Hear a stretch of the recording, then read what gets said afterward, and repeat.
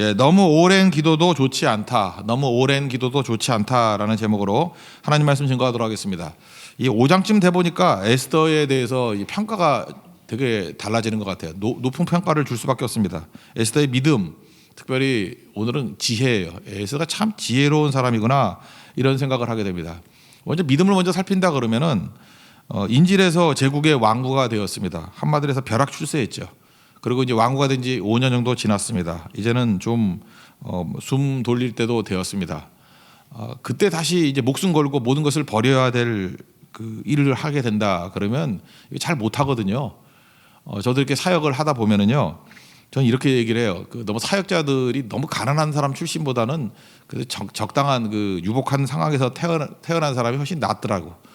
요즘에는 많이 없지만 옛날에 가난한 목회자들 되게 많았거든요. 어렸을 때 찢어지게 가난한 사람들.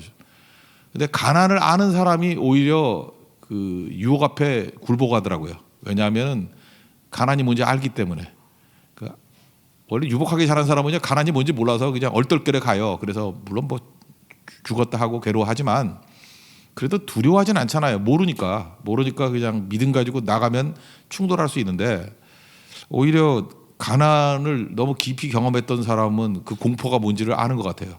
그래서 타협하고 배신하고 이런 경우가 제가 볼 때 많았어요. 그때 에스더가 생각나더라고요. 에스더는 가난이 뭔지, 인질이 뭔지, 포로가 뭔지, 어려움이 뭔지 다 아는 사람 아닙니까? 그러니까 에스더가 높이 보이더라고요. 다 알고 있는 사람인데 다 버릴 수 있는 자리로 간다. 이건 보통 믿음이 아닌 겁니다. 되게 이렇게 축복을 누리게 되면 변질된다 그러잖아요. 변질되지 않은 믿음이에요. 흔들리지 않는 믿음. 그래서 에스더의 믿음이 참 대단하다 이런 생각을 갖습니다. 죽으면 죽으리다. 이거요, 아무것도 없을 때 이런 얘기하는 건 또 할만해요. 근데 모든 걸 다 갖췄을 때 죽으면 죽으리다. 이 포기할 용기, 이거는 엄청난 믿음이 될 수 있다라는 것입니다. 어쨌든 에스더의 믿음은 우리가 인정하고 넘어가야 된다는 것입니다. 오늘 5장에 보면은 5장에서 핵심은 에스더의 지혜예요. 믿음도 있는데 이렇게 또 지혜까지도 뛰어난. 그러니까 도대체 빠진 게 뭐가 있죠? 믿음도 있지, 지혜도 있지, 또 예쁘지. 그래서 여자분들 이름을 에스더라고 많이 짓는 것 같아요. 우리 교회도 장에스더가 있는데 진짜 이름대로 되는 것 같아요. 그죠? 에스더라는 이름이 참 좋은 이름인 것 같습니다. 오늘 5장의 내용을 한번 보십시오. 먼저 1절과 2절 보면 첫 번째 내용은 뭐냐면 어전에 나가는 에스더예요. 이제는 기도만 하는 게 아니라 이제는 결단을 하죠. 행동을 합니다. 가만히 있다고 저절로 해결되는 문제도 있습니다. 기다리면 해결되는 문제가 있어요. 하나님이 일하시기 때문에. 그러나 결단하고 행동해야만 해결되는 문제도 있다는 것입니다. 3일 기도하고 그냥 나아갔어요. 오늘 제목과 같이 너무 오랜 기도도 좋지 않습니다. 이렇게 왕계가 나가는 거 사실은 기도가 3일이 아니고 어떤 사람은 뭐 30일을 하고 이러면 뭐 다 망하잖아요. 그러니까 적정하게 기도하고 힘없고 그다음에 행동으로 옮겨야 될 때는 행동으로 옮겨야 된다는 것입니다. 이거 전투로 친다 그러면요, 일반 병사들에게 강조되는 게 뭔지 아십니까? 이게 군대에서도 훈련을 시킬 때 병사들 훈련은 뭐냐 하면은 인내의 훈련이에요. 병사들은 뭐 생각할 게 뭐가 있어요, 그죠? 지휘관이 뭐라고 하든 간에 하여튼 그 명령 나올 때까지 기다리는 거, 하라면 하고 죽으라면 죽고. 그래서 병사 훈련하고 장교 훈련하고 달라요. 병사 훈련은 인내 훈련이에요. 주로 기다리는 거, 명령대로 따르는 거. 근데 장교를 병사같이 훈련시키면 안 되죠. 죽치고 기다리고 있으면 어떡할 거예요? 결단을 내려야 되니까. 그래서 지휘관들, 인도자들, 지도자들의 특징은 뭐냐 하면은 결단 내리는 훈련을 해야 된다고요. 움직이는 훈련. 그런 의미에서 에스더는 지도자입니다. 이건 지휘관의 결단이에요. 결단 내리고 나아가게 된다는 것입니다. 당시에는 상황이 안 좋았죠. 왕의 정치 관여 금지했고, 그 다음에 예외적으로만 살아남을 수 있는 그런 상황이었고, 또 개인적으로도 결혼 5년 됐으니까 뭐 애틋하지도 않았던 것 같아요. 30일 동안 자기 부르지 않았다, 이 왕이. 그래서 상황이 별로 안 좋다. 그럼에도 불구하고 나아갔는데 왕이 그를 심히 사랑스럽게 봐줬다는 것입니다. 이게 하나님의 은혜의 손길이죠. 우리 1절과 2절 한번 읽겠습니다. 시작. 제3일에 에스더가 왕후의 예복을 입고 왕궁 안뜰 곧 어전 맞은편에 서니 왕이 어전에서 전문을 대하여 왕자에 앉았다가 왕후 에스더가 뜰에 선 것을 본즉 매우 사랑스러움으로 손에 잡았던 금규를 그에게 내미니 에스더가 가까이 가서 그 금규 끝을 만지니라. 매우 사랑스러웠다. 무지하게 예뻐 보였다 그런 거죠. 자기 아내가 5년 차가 됐는데 이렇게 매우 예뻐 보였다. 이게 쉬운 게 아니죠. 왜 그랬을까요? 왜? 대개 3일 굶으면 예쁩니다. 그러니까 여러분들도 잊지 마십시오. 이거 뭐 간단히 생각하면 돼요. 여기 있는 계신 분들도요. 되게 3일 굶고 기도하면은 예뻐집니다. 웃을 일이 아니에요. 여러분들이 너무 먹어서 그렇지 3일만 굶어봐요. 그러면 제 지금 둘째 딸이 요즘에 다이어트 하고 있는데 무지 예뻐졌어요. 풀만 먹고 있어요 지금. 난 염소인 줄 알았어요. 풀만 먹고 있는데 이렇게 예뻐져요. 그 뭐 이렇게 얼음이 녹은 것 같은 그죠? 각이 막 나오고 막 그래요. 그래서 좋아지더라고요. 그러나 이것만 있는 게 아니죠. 또 하나 중요한 게 무엇입니까? 하나님의 섭리의 손길이죠. 도움의 손길. 두 개가 다 있었다고 생각합니다. 다이어트 효과도 있었고 또 하나는 기도의 능력도 있었던 거죠. 하나님은 어떤 하나님이시죠? 하나님의 섭리 그러면 God works 그랬죠. 하나님이 일하신다. 하나님이 일하신 걸 섭리라 그런다니까요. 하나님이 일하시는 거죠. 하나님이 일하시면 마음도 바꿀 수 있고요. 상황도 바꿀 수 있고 정책도 바꿀 수 있고 다 바꿀 수 있습니다. 한번 이렇게 생각해 보세요. 지금 우리가 2019년 상황에서 뭐 이렇게 계획된 게 있지 않습니까? 제가 지난번에 얘기했잖아요. 2020년 뭐 예측하는 책, 그죠? 이렇게 미래 예측 책. 쭉 보니까 뭐 제가 한 5, 6년 동안 봤는데 거의 맞지 않았어요. 근데 진짜 그 책 갖다 버려야 될 게 뭐냐? 2020년 진짜 갖다 버려야 돼. 하나도 맞는 게 없어요. 왜 그렇죠? 이 코로나 바이러스 이거 누가 예측했겠어요, 그죠? 하나도 맞는 게 없어요. 11월 달에 뭐 중국에서 시작됐다 그러는데도 불구하고 그때는 뭐 우리가 전 세계가 이렇게 될지 누가 알았나? 그러니까 예측이 안 되는 거예요. 그러니까 그거 하나로 모든 거를 다 뒤바꿔 버리지 않습니까? 그게 하나님 섭리예요. 하나님께서 어떻게 일하시면은 뭐 우리 인간의 계획, 인간의 의도 아무것도 소용없다는 것입니다. 하나님의 섭리의 손길이 분명히 있다라는 것입니다.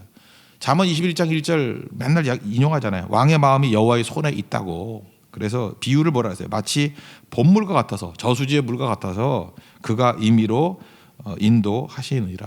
그러니까 왕의 마음 뭐 움직인다는 거죠. 왕의 마음도 움직이지 뭐 사람 마음 움직이지 못할 게 뭐가 있겠습니까? 다 움직이고 정책도 움직이고 상황도 움직이고 민심도 움직이고 다 움직인다는 거예요. 누가요? 하나님께서. 그래서 인간의 계산 맞지 않습니다. 하나님 한번 손 대시기만 하면 하루아침에 다 바뀌게 된다는 것입니다. 그러므로 지금 이 어전에 나가는 에스더의 모습은 어떤 거예요? 기도하고 결단하고 나아가는데 하나님의 섭리의 손길을 의지하고 나아가더라는 것입니다. 우리도 마찬가지입니다. 홀로 가면 집니다. 그러나 하나님이 함께 가시면 승리합니다. 믿습니까? 섭리와 손길과 함께 우리 나아가는 종 되길 바랍니다. 지금 이 전염병 다음에는 항상 기근이 오거든요. 경제적인 어려움들. 지금 뭐 베트남부터 시작해서 중국도 그렇고 뭐 식량 수출 안 한다 그러잖아요. 지금 이제 그 다음 위기가 이제 식량 또 경제 위기 막 이런 걸로 온다는 거 벌써 예측하고 있는 거 아니에요? 상식적인 거예요. 그 다음 모든 것들을 이길 수 있는 길들 이제 진짜 지혜가 필요하거든요. 하나님의 도우심이 필요하거든요. 하나님의 도우심과 함께 나아가면 우리도 에스더와 같이 언제나 승리할 수 있는 하나님의 종이 될 것으로 확신합니다. 예, 그 길 걸어가는 믿음의 종 되기를 축원합니다. 예, 그다음 두 번째 단계는 뭐냐면은 이제 왕이 호의적으로 받아주죠. 그래서 요청을 하는 에스더 3절부터 8절까지입니다. 근데 이 요청을 할 때 여기서부터 지혜가 굉장히 중요한 건데 에스더의 머릿속에 핵심적인 게 딱 하나 있는 거예요. 핵심이 뭐냐면 그냥 왕이 말해. 그러면 여기 그러잖아요. 나라의 절반이라도 줄 테니까 말해. 그렇다고 촐싹대면서 말해버리면 안 된다는 거예요. 지혜는 타이밍을 아는 거죠. 일처리 방법을 아는 거라고. 지금 여러분들 이거 대충 읽으면 모르고 읽는 사람도 모를 수 있어요. 근데 에스더의 마음속에 무슨 도식이 있느냐 하면은 왕과 하만의 관계를 분리시킨다. 이게 핵심이에요. 왕과 하만이 너무 밀착돼 있죠. 너무 유착돼 있죠. 왕이 얼마나 신임하면 반지 뽑아주냐고. 그죠? 이게 정권이거든요. 정권을 맡겨버리는 거 아니에요. 그러니까 지금 상태가 왕과 하만이 무지무지한 밀착 관계예요. 왕과 하만이 어마어마한 유착 관계라고. 그래서 지금 함부로 얘기하면 이게 먹히지가 않는 거예요. 그러니까 여기서 시간을 질질 끄는 이유가 뭐냐 하면은 왕과 하만을 할 수만 있으면 떨어뜨리는 거예요. 떨어뜨리는 거. 이게 지혜의 핵심입니다. 여러분 이걸 볼 줄 알아야 된다는 거예요. 우리 항상 자기밖에 몰라가지고 내가 원하는 것 what I want 내가 원하는 거 그러면 그 송은아 그랬죠. Protect me from what I want. 내가 원하는 것부터 나를 보호해 달라고. 그래서 이기적인 사람만큼 어리석은 게 없어요. 이기적인 사람만큼 바보가 없다고. 자기 생각밖에 못 하잖아요. What I want. 내가 원하는 거. 근데 에스더는 그러지 않아요. 지혜로운 여자이기 때문에. 핵심이 뭐냐? 왕과 하만이 밀착되어 있는데 이거를 서서히 떨어뜨리는 것부터 해야 된다. 그죠? 그리고 완전히 떨어졌을 때 그때 한 방에 끝내버리는 거예요. 그게 지혜라는 것입니다. 이런 판을 볼 줄 알아야 돼요. 그런 의미에서 모르드게보다 저는 에스더가 훨씬 더 탁월하다고 생각합니다. 모르드는 어떻어요? 뭐 강직하기도 하고 융통성이 없고 뭐 이렇죠. 모르드게는 보세요. 뭐 한번 부딪히면 끝나는 거고. 그러니까 모르드게는 머리는 없는 것 같아. 그래서 이렇게 부딪히고 뭐 무대 보러 나가고 뭐 기도는 열심히 하고 뭐 그러는데 하나님이 그 이름 속에 개가 들어가서 그런지 모르지만 머리는 안 준 것 같아요. 그죠? 모르드게 이게 머리가 안 도는 것 같아. 근데 에스더는요 지혜도 있고 융통성도 있고 믿음도 있고 뭐 다 갖춘 것 같아요. 그죠? 그래서 핵심이 뭔지를 명확히 알잖아요. 그죠? 그래서 하만을 신임하고 있는 왕의 마음을 돌이켜야 된다. 이게 우선이다. 그러지 않으면 어떤 일이 벌겠어요? 만약에 여기서 왕이 나라의 반이라도 줄게 빨리 말해. 그래서 냉큼 말했다 그러면 그 안에 하만의 측근들이 있을 거 아니에요. 신하들. 아니되옵니다 뭐 하든지 아니면 뭐 얘기해가지고 또 금방 바뀔 수 있죠. 아다시피 여러분 아하수에로 왕의 마음이 얼마나 귀가 얇은 사람이에요. 이 말 듣고 이렇게 하고 저 말 듣고 저렇게 가는 사람인데 왕이 자기 남편이니까 어떤 사람인지 알잖아요. 그래서 오히려 역공당할 수 있다는 것입니다. 우리는 그래 항상 너무 서둘러 가지고 역공당할 때가 많아요. 때가 아닐 때 나서면은 역공당합니다. 그래서 지혜가 완전히 분리가 되는 거죠. 우리 뒷부분은 알겠지만 왕이 자기 마음까지 확신이 오는 거죠. 이 하만 나쁜 놈이라고. 그렇게 확신이 올 때까지 질질질 끌잖아요. 자기 눈으로 보도록. 그죠? 그래서 끝내버리잖아요. 이게 지혜라는 것입니다. 그런 의미에서 우리가 무슨 인간관계를 맺든지 사업을 하든지 지금부터의 이 에스더서 제대로 읽어야 됩니다. 여기서 엄청난 지혜가 있어요. 제가 볼 때 뭐 사업을 하는 사람은 사업을 어떻게 해야 될지도 알 수 있고요. 리더십이 필요한 사람은 리더십이 무엇인지도 알 수 있는 것 같고 어떤 의미에서 이게 영적 싸움을 벌이는 사람들은 마귀와 어떻게 싸워야 될지도 알 수 있는 그 무궁무진한 지혜가 이 안에 숨겨져 있더라는 것입니다. 하여튼 핵심은 왕과 하만을 분리시킨다.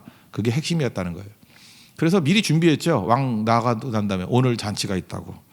그러면서 왕을 위한 잔치가 있다. 그러면서 슬쩍 신복이니까 하만 데리고 와. 이때는 왕에 대한 초점이 있고 하만은 슬쩍 끼어가지고 데리고 와. 그렇게 했다는 거예요. 눈치 못 채게. 3절과 4절 한번 읽겠습니다. 시작. 왕이 이르되 왕후 에스더여 그대의 소원이 무엇이며 요구가 무엇이냐 나라의 절반이라도 그대에게 주겠노라 하니 에스더가 이르되 오늘 내가 왕을 위하여 잔치를 베풀어 싸우니 왕이 좋게 여기시거든 하만과 함께 오소서 하니 여기서 별 내용이 없죠. 왕을 위한 잔치예요. 왕을 위한 잔치. 왕을 한껏 높이는 거예요. 근데 왕이 좋아하는 신복이 있잖아요. 하만도 데리고 와요. 그러니까 기분 좋죠. 뭐 아무것도 문제될 게 없어요. 왕을 위한 잔치니까. 그러고 난 다음에 이제 왕이 하만을 데려가서 잔치를 벌입니다. 술을 마셔요. 술을 마시니까 거나하게 취했겠죠. 기분이 좋습니다. 그러니까 또 한 번 물어요. 나라의 절반이라도 줄 테니까 뭘 원하는지 말해라. 그렇게 얘기를 한다는 것입니다. 그런데 기회잖아요. 한 번 이제 두 번째니까. 그럼에도 불구하고 아직까지는 아무 문제 없잖아요. 둘이 관계가 깨지지 않았잖아요. 그래서 알곡과 가라지가 갈라지도록. 성경이 들으잖아요. 가라지 있는데 이제 뽑을까요? 그랬더니 마태복음 13장이에요. 저 뽑을까요? 그랬더니 야 가라지 뽑다가 알곡까지 뽑을까 걱정이 된다. 놔둬라. 추수 때까지 놔둬라. 왜? 키워 잡자는 거죠. 다 크면은 먼저 가라지가 보이니까 먼저 키 크니까 먼저 뽑아다가 바늘에 묶어서 불사르고 난 다음에 그 다음에 추수하자고. 지금 딱 그 상황입니다. 알곡과 가라지가 완전히 갈라지도록 왕과 하만이 갈라지도록 눈에 띄도록 갈라지게 놔두자. 뭐 그래서 한 번 또 요구를 또 뒤로 미룹니다. 5절 6절 읽겠습니다. 시작. 왕이 이르되 에스더가 말한 대로 하도록 하만을 급히 부르라 하고 이에 왕이 하만과 함께 에스더가 베푼 잔치에 가니라. 잔치에 술을 마실 때 왕이 에스더에게 이르되 그대의 소청이 무엇이뇨 곧 허락하겠노라. 그대의 요구가 무엇이뇨 나라의 절반이라 할지라도 시행하겠노라 하니. 이것도 속지 말아요. 나라의 절반이라도 주겠다 그러니까 나라 절반 주세요. 그럼 죽어요. 이거는 이제 오피셜 커멘트고 이건 믿으면 안 돼요. 그죠? 원래 왕들은 이게 허풍이 심하고 뻥이 심해요. 그러니까 뭐 내가 너에 대한 마음이 있다 이렇게 생각을 해야 되는 거죠. 이런 식으로 얘기했던 게 또 헤롯 왕도 그랬잖아요. 그때 나라 절반이 아니라 세례요한의 목 달라 그래, 머리 달라 그래 가지고 그 살로메가 그 세례요한 죽이는 사건이 나오지 않습니까? 그러니까 왕들은 항상 이게 왕들 커멘트예요. 그죠? 나라의 절반이 널 줄게. 뭐. 그러니까 여자분들 속지 말아요. 뭐 남자들이 뭐 내 절반 반이라도 줄게. 달라 그러면 여러분 죽어요. 그런 소리 하지 말라고. 그러니까 똑같다는 것입니다. 그리고 내일 또 오라고 얘기를 해요. 그러니까 궁금증이 막 폭발하는 거죠. 내일 또 와라. 그런데 여기 8절에서 핵심이 있는데 이제까지는 왕을 위해서 잔치를 베푸겠습니다. 왕을 높여주는 건 맞아요. 게다가 8절에 가면 약간의 뉘앙스에 왕에게 의심을 품게 만드는 말을 슬쩍 품어넣는 거예요. 왕과 하만을 위해서 베푸는 잔치입니다. 그렇게 얘기를 해요.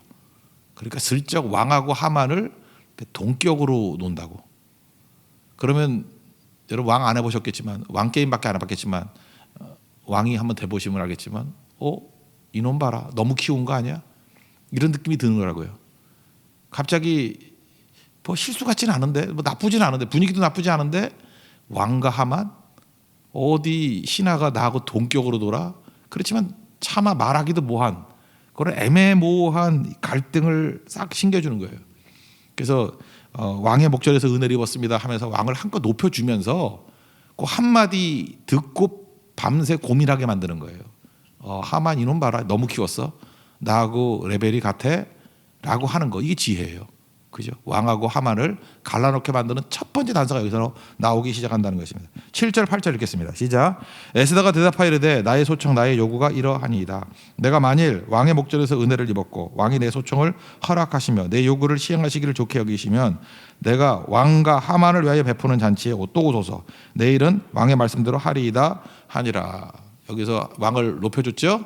그러고 난 다음에 왕과 하만을 위하여 베푸는 잔치, 이게 핵심이에요. 그죠? 그래서 하만에 대해서 의구심을 품게 만드는 첫 번째 단서였다는 것입니다. 만약에 하만이 좀 똑똑하거나 아니면 겸손한 사람이라 그러면 이 정도에서 읽어야죠. 아니 무엄하도다, 내가 신한데 왕과 하만, 저 왕비가 왜 저러지? 이거 함정이야. 이거는 아니 되옵니다. 뭐 이러면서 자기를 부정하고 자기 십자가를 지고, 진짜 예수님 말씀대로 누가 보면 9장 23절 같이 자기를 부인하고 자기 십자가를 졌다 그러면 이거 들려요. 이거 큰일 날 얘기다. 그죠? 내가 지금 위기에 처하게 되었다. 근데 교만하면 안 보여요. 이게 문제라고요. 그래서 제가 옛날에 그 책 읽었을 때 리더십에 관한 책 읽다 보니까 뭐 더 나오는 책이 없더라고요. 그래서 그 다음에 리더십에 관한 책 말고 뭐 비슷한 게 뭐가 없을까? 병법서예요. 중국에 있는 병법서. 제가 중국의 병법서를 꽤 많이 읽었거든요. 뭐 한 10여 종류 이상 읽었던 것 같아요. 근데 뭐 더 읽어봐야 소용도 없더라고요. 내용 중에 병법 중에 최고의 병법이 뭐냐면 적을 교만하게 만들라는 거예요. 그럼 적을 위해서 그래요? 무슨 얘기예요? 교만할 때 제일 약하다는 거예요. 교만할 때. 적을 교만하게 만들라. 그게 병법이에요. 최고의 병법의 극치가 적을 교만하게 만들어요. 교만하면 눈이 가려워지고요. 판단이 틀리고 제일 약해지는 거예요. 근데 이건 뭐 적을 교만하게 만들 것도 없죠. 알아서 교만해져 있으니까. 하만의 교만이 그를 망하게 만듭니다. 그가 교만했어요. 그래서 이런 얘기 이거 들려야 되는데, 왕과 하만 이게 함정이라는 걸 들려야 되는데 요 단서를 못 잡아내요.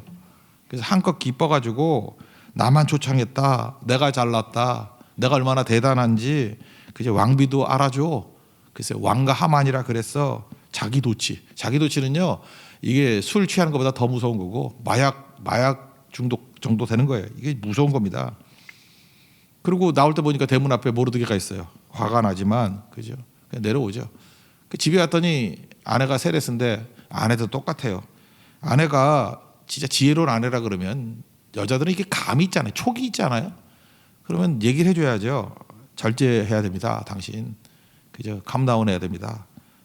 제자리 지키고 낮춰야 된다고. 그렇게 기고만장하면 안 된다고. 그래야 좋은 아내죠. 근데 이거 뭐 남편이 교만한데 부창부수라고 뭐 아내까지 같이 좋아하고 난리치고 그런다고요. 그리고 큰 영광이 있고 자식 많다. 자식 많으면 뭐 다 죽을 놈들이에요. 그거. 많은 자식 다 죽였어요. 그 다음에 뭐 모든 사람보다 높여줬다. 진짜 높이 올라가죠. 나무 꼭대기에 올라가서 죽죠. 9절 11절까지 읽겠습니다. 시작. 그날 하만이 마음이 기뻐 즐거이 나오더니 모르드게가 대궐문에 있어 일어나지도 아니하고 몸을 움직이지도 아니하는 것을 보고 매우 노하나 참고 집에 돌아와서 사람을 보내어 그의 친구들과 그의 아내 세레스를 청하여 자기의 큰 영광과 자녀가 많은 것과 왕이 자기를 들어 왕의 모든 지방관이나 신하들보다 높인 것을 다 말하고 또 하만이 이르되 왕후 에스더가 그 베푼 잔치에 왕과 함께 오기를 허락받은 자는 나밖에 없었고 내일도 왕과 함께 청함을 받았느니라. 그러니까 막 흥분했는데 부부가 같이 흥분했어요. 와 대단하다. 여기서 교만의 어리석음이에요. 여러분들 이 내용을 읽으면서 이게 지금 죽음의 냄새가 우리는 맡아지지 않습니까? 죽음의 그림자가 이렇게 보이지 않습니까? 근데 교만하면 안 보여요. 하나님 우리에게 교만을 꺾어 주옵소서. 이게 기도가 되십시오. 교만하면 아무것도 안 보여요. 이게 지금 죽음의 자리인데 부부가 못 보고 있는 거예요. 그러니까 겸손해야 돼요. 겸손보다 안전한 건 없습니다. 그리고 특별히 그 리더가 된다거나 또는 사업을 한다거나 하여튼 뭐 여러 사람들의 운명을 쥐고 있는 사람들이라 그러면 교만하면요 다 죽이는 겁니다. 다 죽는 거예요. 그래서 언제나 겸손해야 돼요. 엎드릴 줄 알고 하나님 제가 알지 못합니다. 보지 못합니다. 보여주십시오. 알려주십시오. 지혜가 없습니다. 지혜 달라고 구하는 그런 모습이 있어야 된다라는 것입니다. 그때 하나님께서 이제 건져 주시게 된다는 거예요. 근데 아내가 뭐라 그래요? 아내가 한술 더 떠가지고 원래는 11개월 있다가 죽이는 거 아니에요. 12월 달에. 근데 당신 눈에 모르드게가 그렇게 눈에 거슬려요? 그러면은 그냥 그 모르드게 먼저 죽이죠. 한 놈 먼저 죽이고 나머지는 나중에 죽이면 될 거 아니야. 부인이 그런 소리 하고 있어요. 그죠? 높이 50규빗, 규빗이 이게 45cm니까 그 22m 50cm. 그러니까 20m쯤 되는 그 나무 세워놓고 거기다 매달아 죽이자고. 사실은 아내가 제안했던 그걸 만들었는데 거기 누가 달려요? 지 남편이 달려요. 그러니까 자기 무덤 자기가 팠다 그러죠. 함정 팠다고. 시편 7편에 보면 15절에 웅덩이를 파 만들었대요. 제가 만든 함정에 빠졌도다. 여러분들 함정 파는 인생 되지 마십시오. 거기 꼭 빠지게 돼 있다는 거예요. 구원자가 돼야죠. 함정 파는 인생이 돼가지고는 안 되겠죠. 그래서 넘어지게 되더라는 것입니다. 그래서 결국은 교만의 마지막 말로는 죽음이다. 그래서 적어도 이걸 보면서 교만은 어리석음이에요. 교만은 잘난 척도 아니고 그냥 교만하면 무조건 어리석은 거예요. 하나님 지혜를 주십시오. 지혜의 능력 가운데 서기를 원합니다. 그 모습이 있기를 원합니다. 그래서 오늘 전반적으로 내용들을 볼 때 내용은 이거예요. 어려움이 옵니다. 그러면 우리에게 제일 많이 필요한 게 뭐냐? 지혜가 필요한 거예요. 기도하면서 지혜를 구하십시오. 하나님의 섭리의 도우심, 또 하나 하나님 지혜를 주십시오. 감정들이 일하지 않게. 지혜는 뭐죠? 덤비지 않는 거예요. 지혜는 뭐예요? 성급하지 않는 거예요. 하나님의 인도하심을 구하는 거예요. 그때 최고의 것이 될 수 있다라는 것입니다. 잠언 3장 13절부터 제가 읽어드리면 지혜를 얻은 자와 명철을 얻은 자는 복이 있나니 이는 지혜를 얻는 것이 은을 얻는 것보다 낫고 그 이익이 정금보다 나음이니라. 지혜는 진주보다 귀하나 내가 사모하는 모든 것으로도 이에 비교할 수 없도다. 그의 오른손에는 장수가 있고 그의 왼손에는 부귀가 있나니 그 길은 즐거운 길이요 그 지름길은 다 평강이니라. 그러니까 여러분들 한 가지를 구한다 그러면 지혜를 구하십시오. 지혜를 구하면 장수도 있고 오른손에 장수, 왼손에 부귀, 그리고 그 길은 즐거움, 그리고 지름길은 평강. 그러니까 성경이 좋다라는 건 여기 다 포함되어 있어요. 핵심은 뭐예요? 지혜. 지금 우리 상황이 되게 어렵습니다. 그죠? 뭐 이렇게 위기 상황에 놓여 있잖아요. 이때 구해야 될 게 뭐예요? 하나님의 섭리의 손길로 인도해 주세요. 그리고 또 한 가지는 우리 오늘 개개인에게 구할 것들은 지혜입니다. 지혜. 하나님 지혜로 잘 감당할 수 있도록 이걸 통과할 수 있도록 은혜 부어달라고. 그래서 지혜로 승리하는 하나님의 거룩한 종 되기를 축원합니다. 자리에서 일어나겠습니다. 우리 고난 주간 가운데 하나님께서 지혜를 부어달라고 우리 간구하는 시간 되기를 원합니다. 원하고 바라고 기도합니다. 찬양하겠습니다.